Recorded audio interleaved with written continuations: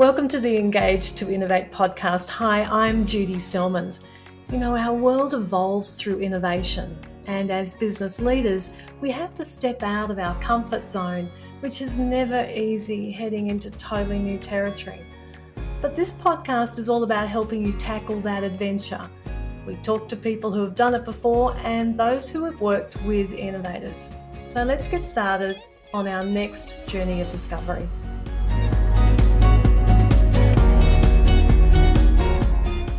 Why is it that sometimes we make decisions and they go from bad to worse? Then with some projects, you seem to be working so hard but not getting anywhere. This is exactly what I talked to Amrit Sandhu about in this episode.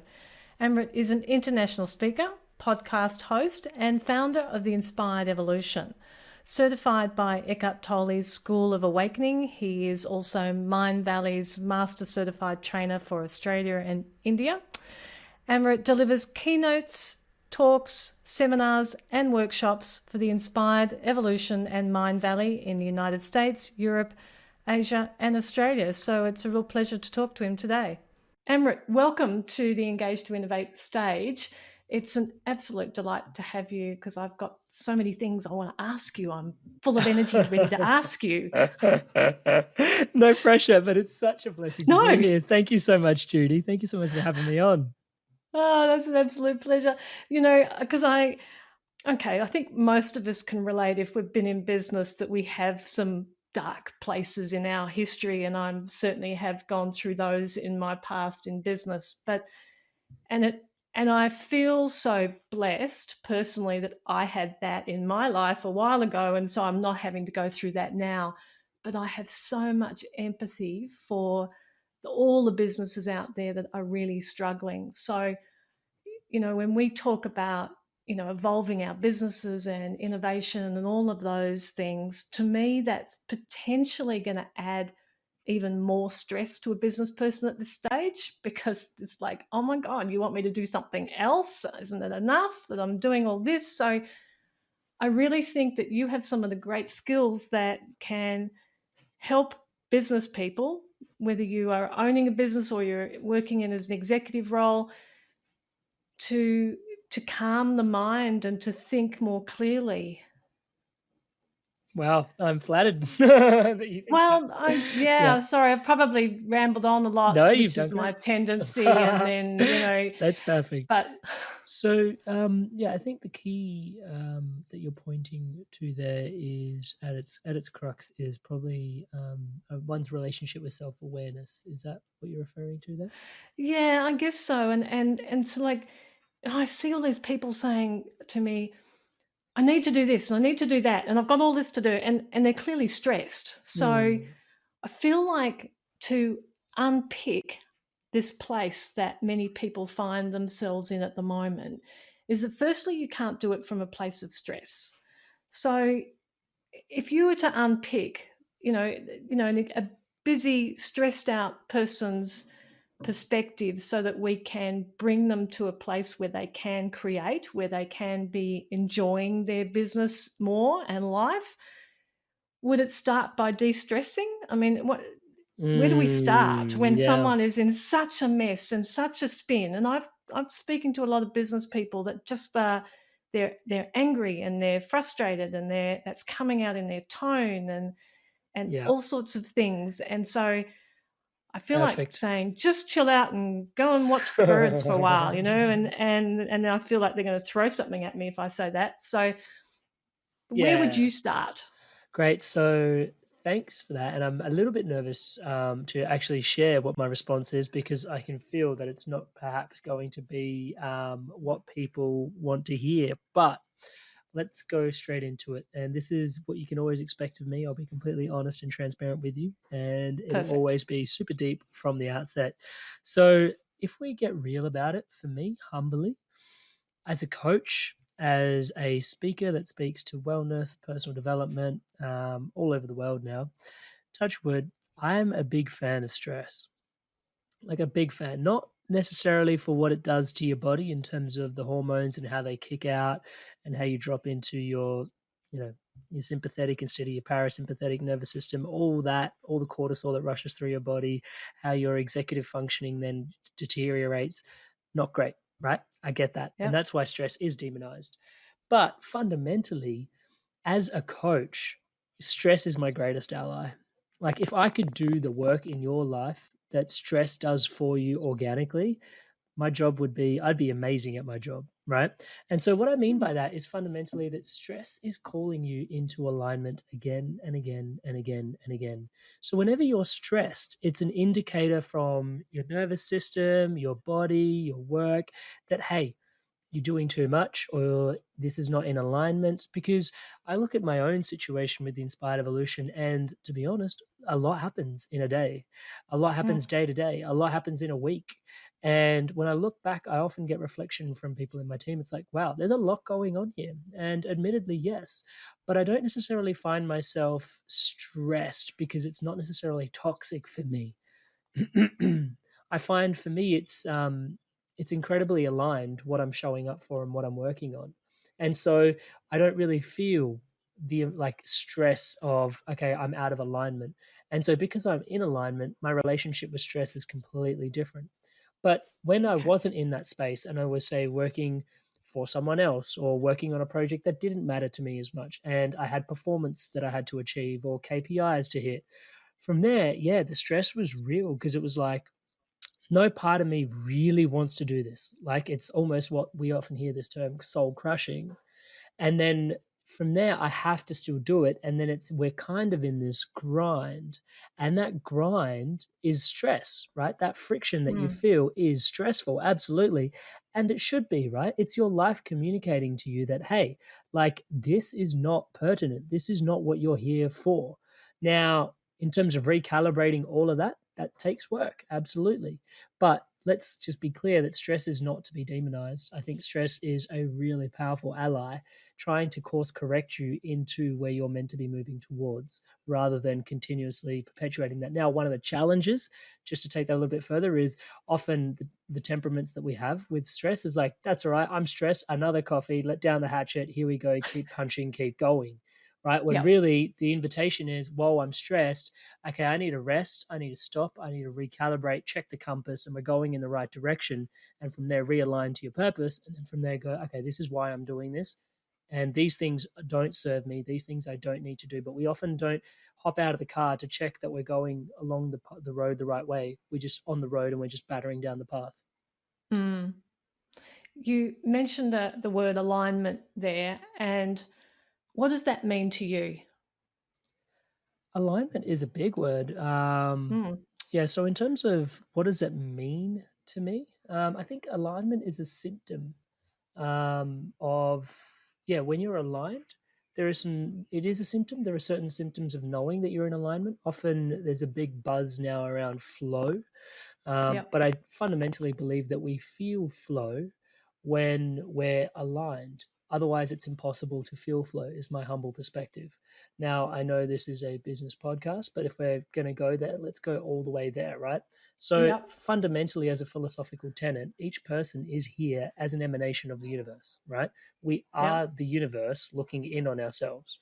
And that is a bit of a trip, right? Why are we here? A question worth Mm. asking. We don't always ask that, perhaps because we don't want to know the answer, or perhaps we're living out of alignment with the answer that we know is there for us, right? And Mm. so, why are we here? Going into that, I fundamentally believe that when we drop into these flow states, there are certain things, certain passions, like you can't fake your passions.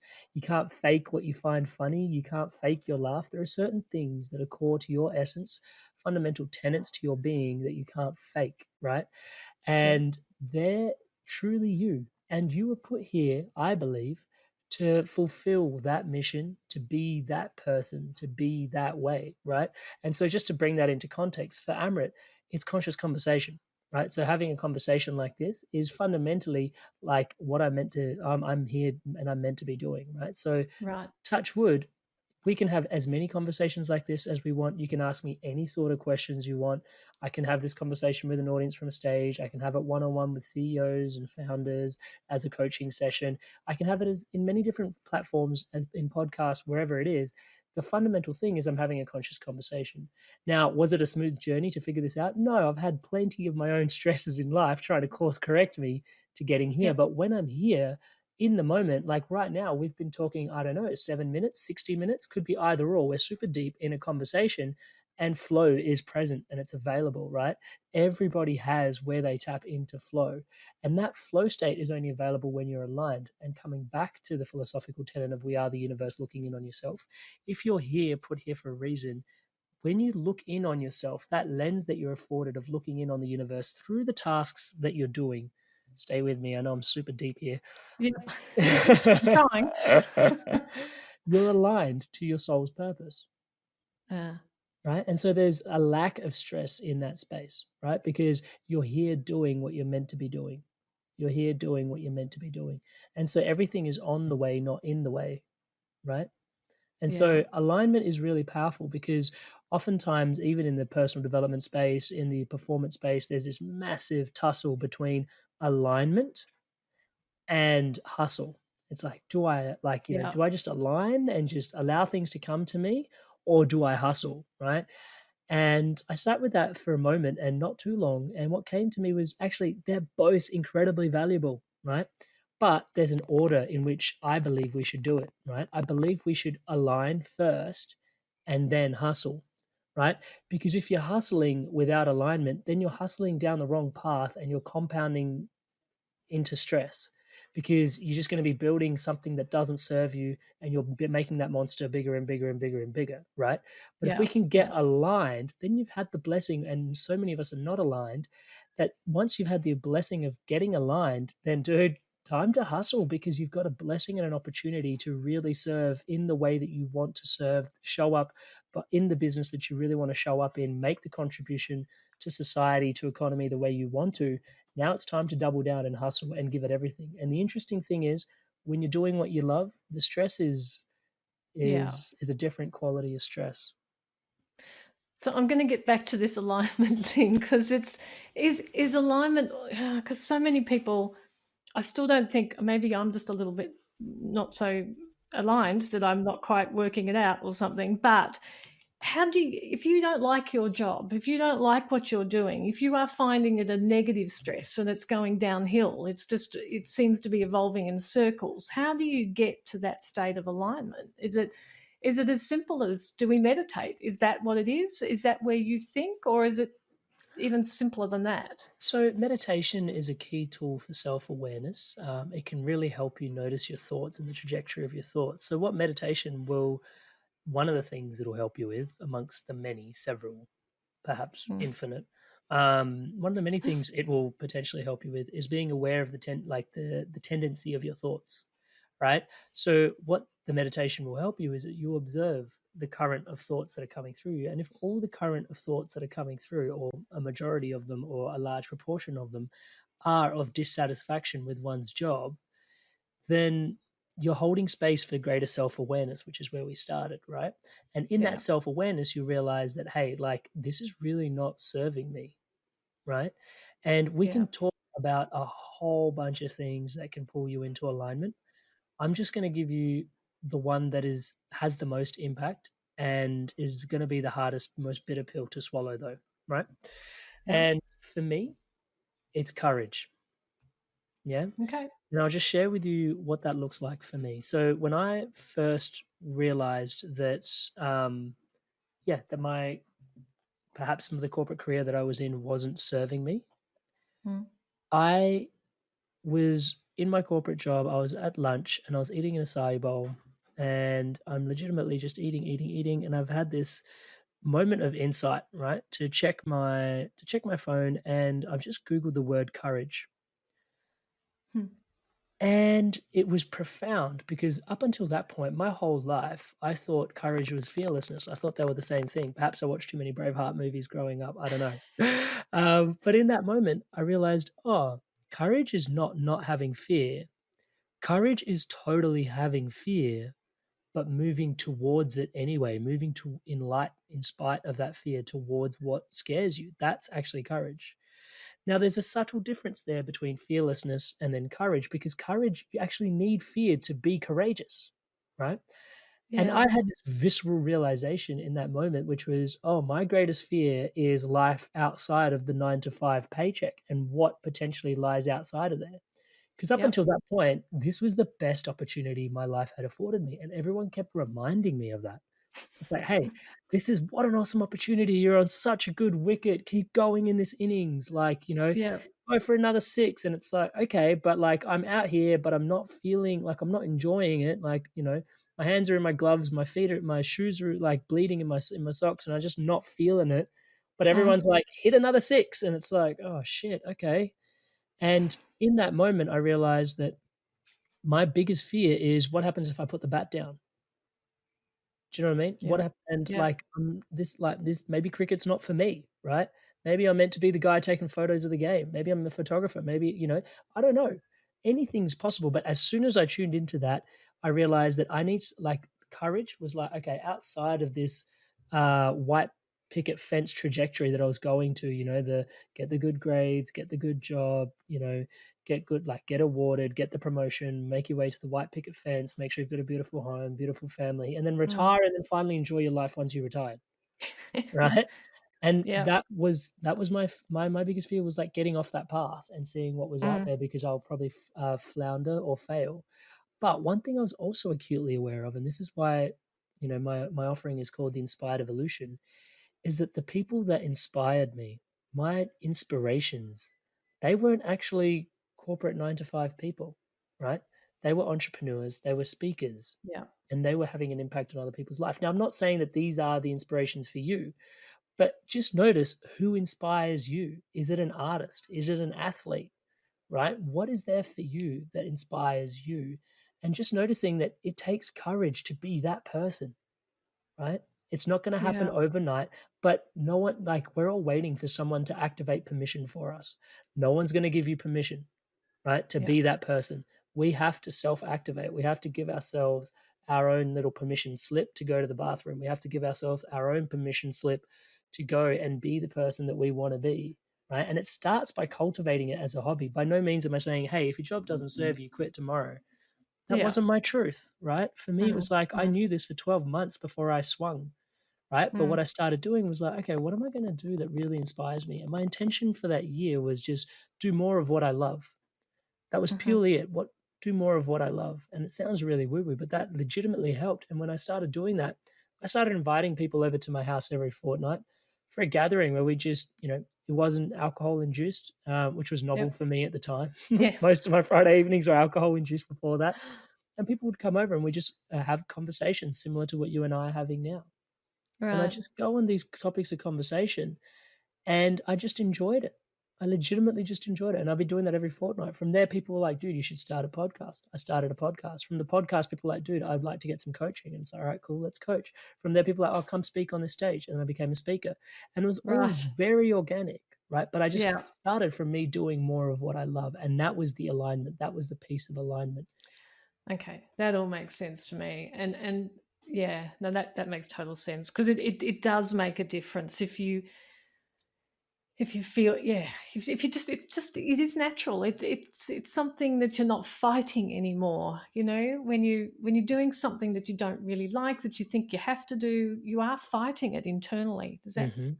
Yeah, Yeah. in a really big way, that resistance and, we can run from that resistance as long as we want, and I've been finding this, like, some of my coaching clients, great CEOs of some incredible companies, and they're in their 60s now, and they're just having Mhm. this realization that they've been avoiding having this conversation that you and I are having for a long time, almost Mm. 30, 35 years, right? Mhm. But they didn't know that, that conversation around courage of just like, what happens if I step outside of, the cultural norm of what is expected of me? But the pressure builds. The pressure builds, Mm. continues to build. And at some point, whether you like it or not, your soul is gonna win. It's bigger than your body, it's bigger than your mind. The reason you're here, I fundamentally believe your purpose for being, cannot be neglected, right? You can try, and that's, gonna create disease, ailments, and, some people go before their time, unfortunately. But Yep. the healthiest, most vibrant version of yourself is the version that is aligned. Yes. Yes. It's there's so many. I guess I want to bring this back to those who are, it comes back to my really first question. If I'm in business today and I'm feeling an unaligned, is that the word? An unaligned stress. Mm, So, but fundamentally, it's. I think one of the big things I'm hearing from small business people is that this is out of control for them. They did not mm, have any control over what is currently going on with COVID-19. So, they woke up one morning, they're fine, but the world's changed. mm. So, how is there a way that within the confines of what we find our life today, is there a way that we can become more aligned with that, Yes. accepting of it? So I think in terms of looking for that alignment, I can hear what you're asking, but I think what you're asking for is fundamentally key takeaways that can support people where they're at right now without having to create a massive alignment shift. Yeah, Gotcha. that's fair. Yeah. And so in there, I think there are some key tools. And I know as you're tuning in, you're probably going to want something that's, really glamorous and really sexy and it's got all the bells and whistles. Everyone And usually wants the quick fix too. right? Now, on that, I'm going to give you something that's really simple, but my challenge with that is because I'm giving it to you straight off the cuff and you're not paying for it and it's free in a podcast, you're legitimately just going to be like, oh, that's, yeah, whatever. Right. And I know that and I understand that about behavioral psychology. But at the same time, I'm going to give you the truth. And I'm hoping that prefacing this is going to help you in some ways get out of your own way and reduce the bias. And it's legitimately taking 5 deep breaths. Mm. Yeah. And if you wanna do the bonus points for mindfulness, count your breath as you're taking it. So I'll just go on the journey with you right now because it's really this simple. Breathing Mm. in, 1. Breathing out, 2. Breathing in, 3. Breathing out, 4. Breathing in, 5. Breathing out, 4. Breathing in, 3. Breathing out, 2. Breathing in, 1. Breathing out, 2. And so on and so forth. Yeah. You can continue that as long as you want. Mm. Now, science behind what's happened there, you've dropped out of your sympathetic nervous system into your parasympathetic nervous system, right? You've flicked a gear. Even right now, I Yeah. bet for Judy and myself and for those tuning in, the quality of the conversation has subtly shifted Yeah. and Yeah. changed. We're both more relaxed as we're showing up, Yes. right? And Yeah. it's that simple. Now, It it's is. free, it's your breath. Now, it's incredibly powerful. I struggled with depression for 6 years, and Mm. it was mindfulness that made me whole. I got prescribed medication, took my first Mm. pill of antidepressants, and I was buzzing, and I realized I don't want to spend my life going up and down like a yo-yo on Yeah. medication. Yeah. And the saving grace was that mindfulness was also prescribed to me at the same time, even though I scoffed at it. So I totally get the attitude that people have towards mindfulness. But by some grace, I was backed into a corner where it was pretty much like, okay, and I had to use the Yeah. mindfulness and it worked. Mm. And dropping back into your sympathetic nervous system, your parasympathetic nervous system, from here, you're in a much more resourced state, right? Mm. So coming back to state is everything. Tony Robbins will say this to you as well. State is your greatest resource, right? And it Yeah. is your most resource state when you're centered, calm, grounded. And it just takes 5 deep breaths, counting those breaths Mm. to come back into the mindful present moment. And when you're back in the present moment, you're not leveraged out into the future, you're not regretting the past, and you can actually, from a somewhat clearer place, make a decision. So I think that's the lowest hanging fruit and the easiest place to access. Yeah. And I think you we started this by saying, people want a quick fix or they want something, fantastic and but that is the quickest fix you'll ever get. Hmm. So and it actually works. I have had my own experiences where I've physically had, illnesses and whatever else, and I can literally now fix myself with the breath. So I totally understand that, and yeah, that's very good. Thank you. Now I can go to sleep now. I feel like I can just totally chill and like it, and because I think what happens when you breathe properly is, or just focus on the breath. It's a form of meditation, isn't it? Mhm. Absolutely. It's So it is a form of meditation, which I think you've put that perfectly. So mindfulness is just one type of meditation. We can go super deep in this conversation of meditation. So mindfulness is, but it'll keep it nice and short. So basically, mindfulness is about being in the present moment. It's a type of meditation that anchors you into the present moment. But meditation goes a lot deeper than that. And meditation actually helps you clear stored thoughts, stored trauma, stored things that you're holding from the past, right? uh-huh. And that's really beneficial because then once you start meditating, you can show up clearer. I liken it to defragging the hard drive on your PC, basically. Okay. So when you're meditating, you're defragging the hard drive. So all the temporary files and everything that you opened up and saved in another place and moved across, and you don't need those links anymore. Because basically, when you press Hmm. Control Z on your computer, things will come back, right? How do they come back? Because your computer's holding it in its memory. But Yep. you don't always need to be holding stuff in your memory. So you can defrag and let all those connections go and your hard drive settles, right? That's what meditation is helping you with. What Okay. mindfulness is doing for you is you're pressing Alt Control Del and you're opening up Task Manager and you're just looking at everything. You're not asking to turn anything off, you're just looking at everything that's open. Now, you do have the opportunity when you're breathing to go, wow, I've got too many tabs open. After that, you can decide to shut some of your tabs down after you have a mindful moment. But that's what you're doing with mindfulness. You're opening up Task Manager and going, wow, there's a lot Yeah. going on. My CPU usage Great is analogy. so, yeah. Yeah, that's an awesome analogy. I love that.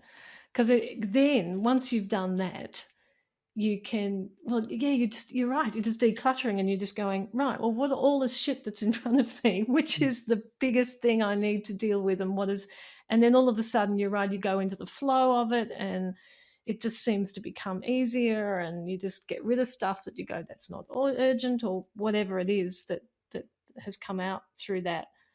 Um, hmm. Yeah. Um, One of the statements on your website, and I really love to hear what is you mean by it, is you teach people how to think, not what to think. How do you shift? If there's an easy way to explain it to me, Mm. how do you think? So How do you fundament change that? yeah, so fundamentally it's we come back to intention-based thinking, right? And you come back to the intention of why you're doing something, right? So coming Yeah. all the way back to why, right? And I think that's really important. So, and I think that dovetails into where I wanted to almost go with this conversation when you were where we just left off was, this like being mindful in the moment also bleeds as if it's like if you cultivate that, it bleeds into the rest of your day as a temperament, as a being, right? As a way of Mhm. being. So if you bring that awareness into the moment and go, okay, what's going on? What am I doing right now? And perhaps even visiting the Eisenhower Matrix. Would your audience be exposed to the Eisenhower Matrix? Maybe not. You better explain it to us Okay. So the Eisenhower quickly. Matrix, Brief. I highly recommend you look it up on the internet. Just Google Eisenhower Decision Matrix. Basically, it's got two axes. Describing it to you is not going to do it great justice, but it's basically along one axis you've got what's urgent, and on along the other axis is what's important. And so, what's urgent and important, you got to do it, mate. Like that's on you, right? Yep. But what's important and not urgent, you get to decide. So schedule a time to do it, right? Mm. Now, what's urgent but not important, that's someone else's task. You've got to learn to delegate that, right? And Yep. what's not important and not urgent, why are you even doing that, right? That's some of the browser tabs you got to close down. Yeah. Yep. And so checking your Facebook feed, potentially not urgent and not important, but you've got that open, right? So let's delete that. But that cultivated self awareness gives you the opportunity to go there. Now, behind the Eisenhower decision matrix that, helps you allocate how you're going to do your tasks, it's why am I even doing this task? Right? So Yep. what is this task really like being objective based, but not just, okay, this is the objective I'm going to hit. At the core of it, why are you doing that? Yeah. And that's Mm. potential that gives us the space to potentially unlock deeper levels of alignment. And that's how we're learning to think, right? Differently. Instead of just, this is my next task, this is my next task, this is what I gotta do, this is what I gotta do, this is what I gotta do. It's like, why are you doing what you're doing? Right. And then fundamentally, why are you doing it? Should you be doing it? Should you be scheduling it for later? Should you be delegating it? Or should it even be your task? Should it be eliminated? Yeah, so I think so many people think that they have to do everything, particularly in small business, Mm. and it's easy to fall into that trap of, oh, no one does it as good as me anyway. I'll just, God damn, I'll just do it myself. Mm. That's a really easy trap to fall into. So, how do you get out? I mean, is there a way of getting out of it? Or you just got to realize that is help out Yeah, there. so Of let me relate to you for a moment. I'm a small business too, guys. Yeah. yeah, So as a sole trader, yeah, I'm a small business too. And mm, so in there, like, there's some real key things. Like, first of all, Tim Ferriss, 4 Hour Work Week, amazing read, really helpful yep, in many ways, but also overwhelming in other ways. Yeah, we read the 4 Hour Work Week and then become entrepreneurs and then work every waking minute of every day. So, so absolutely, yeah, go figure. But in that, the 80/20 rule that he introduces you to can be yeah, applied in so many different ways. So, when I first started delegating, I sort of had to learn to realize that if it's 80% as good as I would do it, then great. That's mm, that's off my shoulders now. Now, yes, 100% would be amazing, but then that gives me freedom to do the things that actually matter, right? yeah, And oftentimes, if I can relate to you guys, it's not actually about the challenge of delegating for quality, right? It's delegating at an expense, right? I think yeah, that's usually the challenge we interface, because normally we even identify that if I delegated this task, there might even be someone that's better than me at doing it and quicker than me at doing yeah, it, but it comes at an expense. Now, how do I justify that expense? And yeah, that's a real challenge. That's a real challenge, guys. And I totally mm, resonate with it. And I respect you for sitting in this space. Now, I do know time and time again, having coached people, that we spend a lot of time, and this comes back to that courage, spending a lot of time in doing it all ourselves, right? And when I'm yeah, pointing one finger at you, there's three pointing right back at me. So I'm totally in this with you. But there's a quantum leap that you've made every time that you've delegated to someone, right? And you've done it yeah, before, right? You've yeah, surrendered some part of your control to someone else. And like any good muscle, the more you build it, the stronger it gets. Yeah. mm, And so learning to, okay, I can delegate this. And sometimes it requires a financial investment that may not necessarily be returned tomorrow, but you can see that 3 months later, just having freer bandwidth to have someone yeah, do this task so that I can perform the functions that actually bring in the money to my small business or make the important decisions so I have more bandwidth. You've got to learn to put a price tag on your bandwidth to some degree, right? yeah, When it comes to that conversation. So, yeah, learning to delegate from that space and seeing, okay, if it's only 80% as good as what I would do, that's actually pretty darn good, because my standards yep, are infinitely high because I'm the closest one yes, to this project. correct, And then from there, learning that actually, like, I need bandwidth to be able to execute all the other things that I want to do. And mm, right now, there's an opportunity cost. Now that I'm fixated on this one task, I'm not doing the other tasks that are actually going to be working on my business rather than working in my business. Who else can come in and support this with me? yeah, yeah.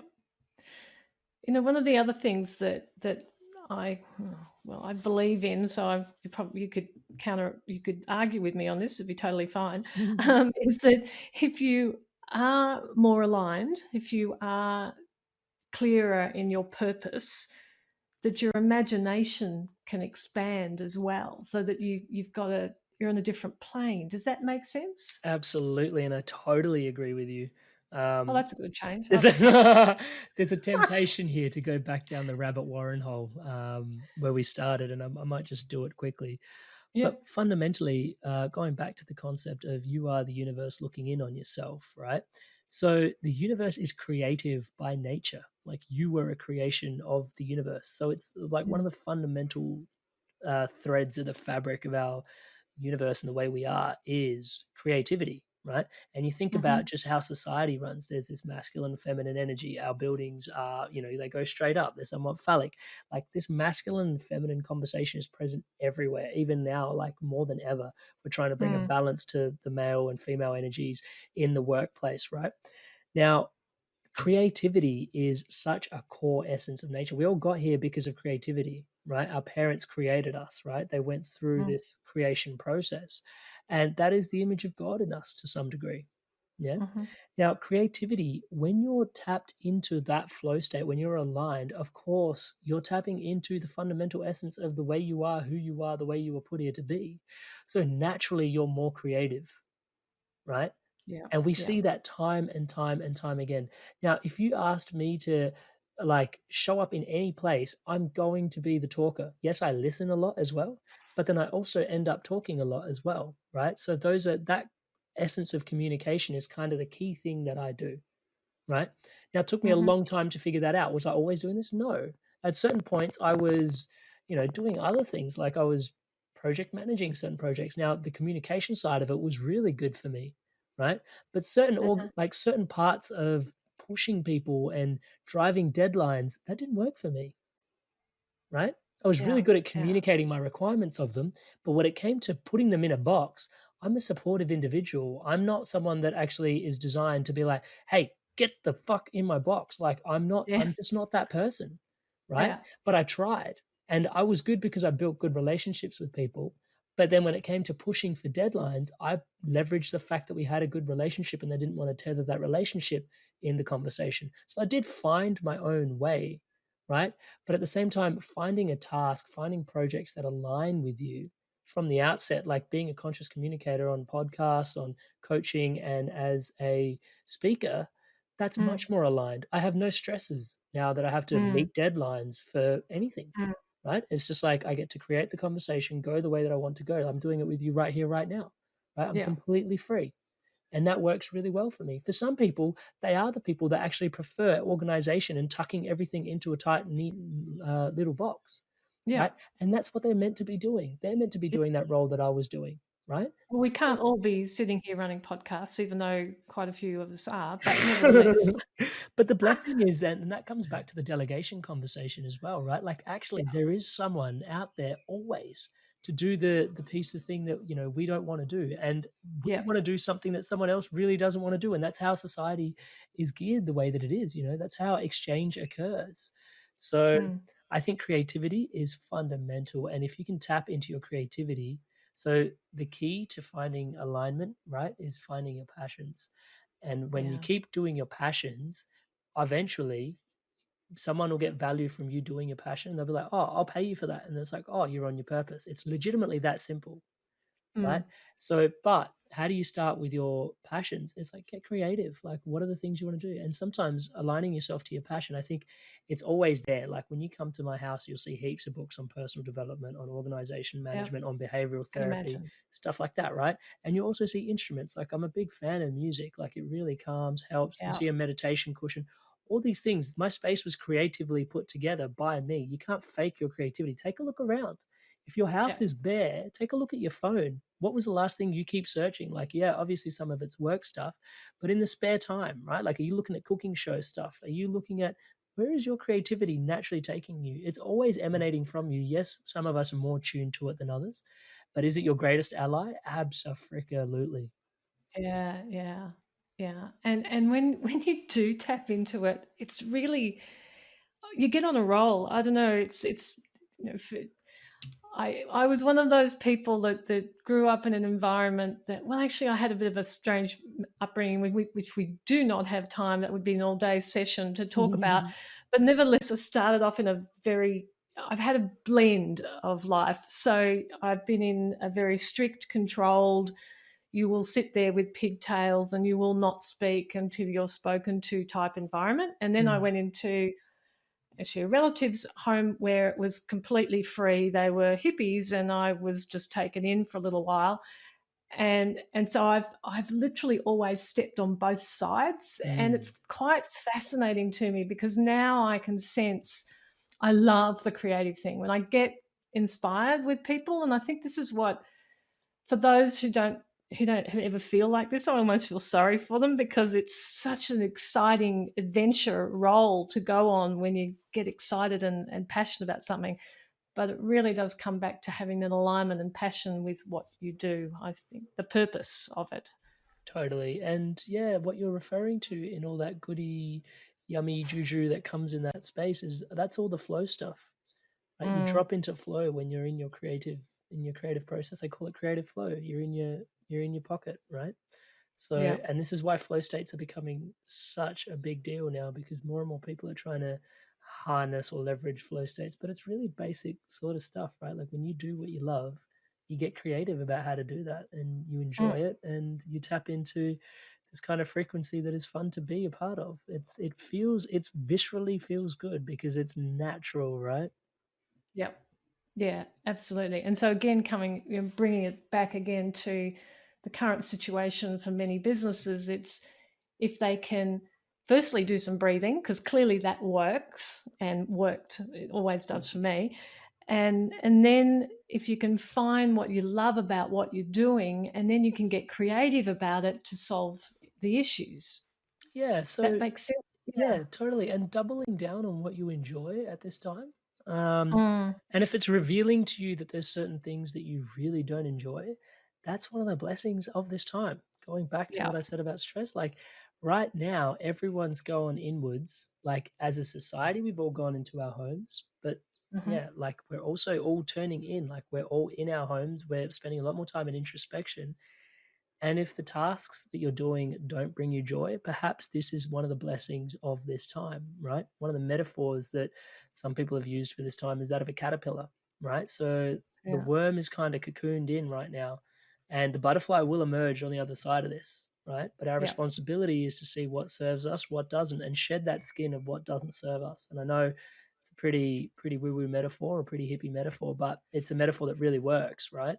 So Mm, in there, it's a matter of going, right, what doesn't serve me, and taking a good look at that. And it's like, okay, I actually created, a small business, and yeah, it does really help with this, but it doesn't align with this. Is there an opportunity for mm. me to pivot in this time? And especially now, everyone's pivoting, so people expect you to pivot.